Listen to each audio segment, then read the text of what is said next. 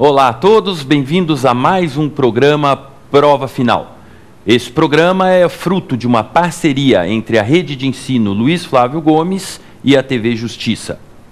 Meu nome é Agostinho Zequim Pereira e sou professor da Rede LFG de Direito do Trabalho e Direito Processual do Trabalho. Para que haja um aproveitamento total da nossa aula de hoje, nós vamos dividi-la em 3 blocos distintos. O primeiro bloco será o tema do dia.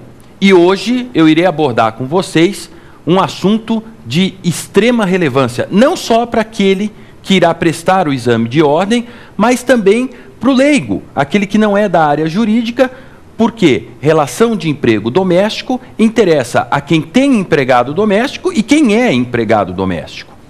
Finalmente, nós teremos os 2 últimos blocos, que serão Pergunte ao professor.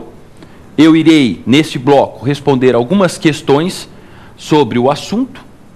E, finalmente, terceiro e último bloco, X da questão.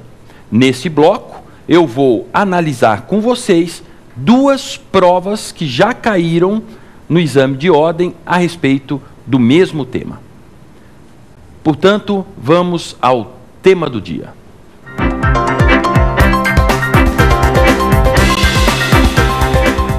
O nosso tema de hoje será relação de emprego doméstico.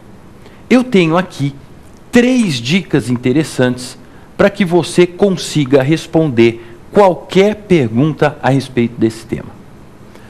A primeira dica é: não se aplica a CLT ao doméstico. Quem disse que não se aplica a CLT ao doméstico? A própria CLT, em seu artigo 7º, a linha A, disse com todas as letras que os preceitos contidos na consolidação não são aplicáveis à categoria dos domésticos.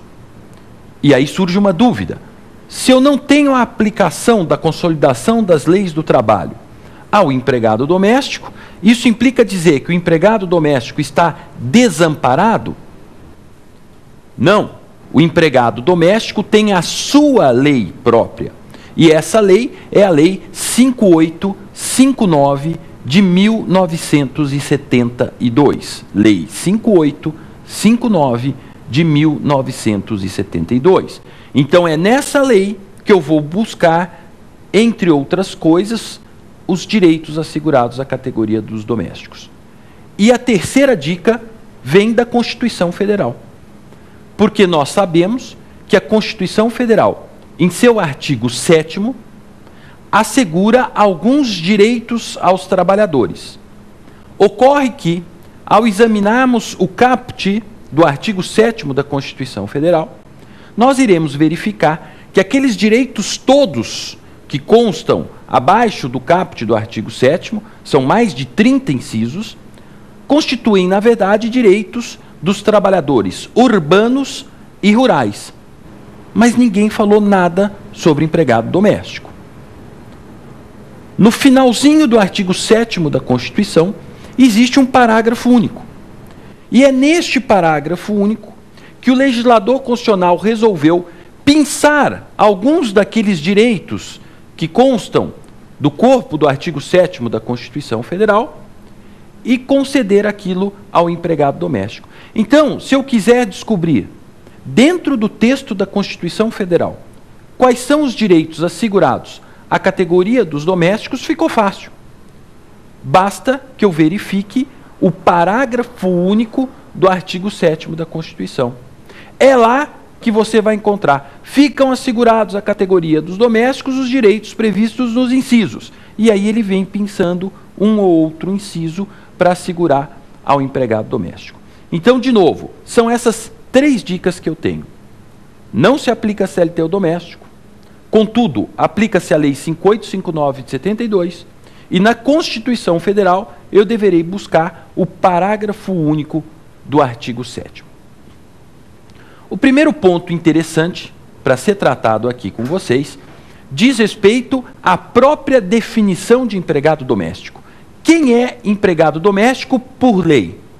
E o artigo 1º da Lei 5859 de 72, bem como o artigo 7º a linha A da CLT, definem empregado doméstico. Empregado doméstico é aquele que presta serviços de natureza contínua, de finalidade não lucrativa, a uma pessoa ou família no âmbito residencial desta pessoa ou desta família. Portanto, empregado doméstico, 1, presta serviços de natureza contínua. 2, esses serviços não têm finalidade lucrativa. 3, esse serviço é prestado a uma pessoa ou a uma família. E 4, o âmbito é residencial. Dito isso, nós já conseguimos, então, abordar algumas situações específicas para verificar se aquilo se enquadra dentro do conceito jurídico de empregado doméstico.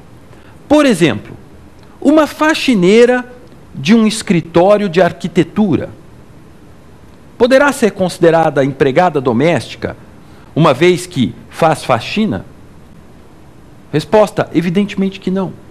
Porque nós acabamos de ver na definição legal que, para ser empregado doméstico, o destinatário da prestação daquele serviço tem que ser uma pessoa ou uma família. E o âmbito tem que ser residencial e não âmbito empresarial. Portanto, uma faxineira num escritório não será considerada empregada doméstica. E uma cozinheira que trabalha na casa de uma família, mas que, além de fazer comida para a família, ela também frita pastel, e esse pastel é vendido num bar que essa pessoa tem ao lado da sua casa. Ela será considerada empregada doméstica, haja vista estar cozinhando dentro da casa de uma pessoa ou família? A resposta é não, não será empregada doméstica. E por que não? Porque a partir do momento que o patrão, que o tomador dos serviços, obtém lucro naquela atividade, não há mais relação de emprego doméstico. Ora, enquanto aquela empregada doméstica faz a comida para a pessoa ou para a família, ela é empregada doméstica. Contudo, se aquele alimento que ela prepara será comercializado, será vendido no bar, houve aí a intenção de lucro, passou a ter finalidade lucrativa. E nós vimos, para ser empregado doméstico, a finalidade não é lucrativa.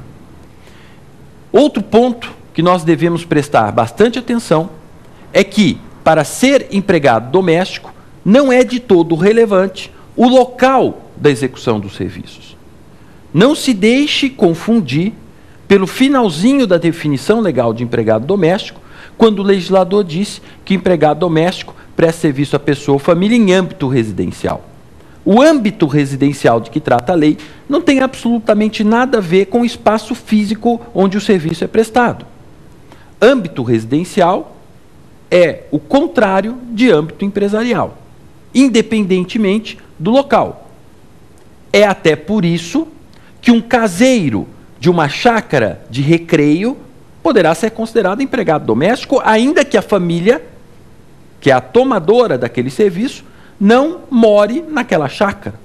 Então, se eu moro na cidade e tenho uma chácara de lazer, não é uma chácara com exploração de atividade econômica, é uma chácara de lazer, e eu tenho um caseiro, uma pessoa que toma conta daquela chácara, deixa tudo limpinho para quando eu for me divertir no final de semana na chácara, esse caseiro será considerado empregado doméstico.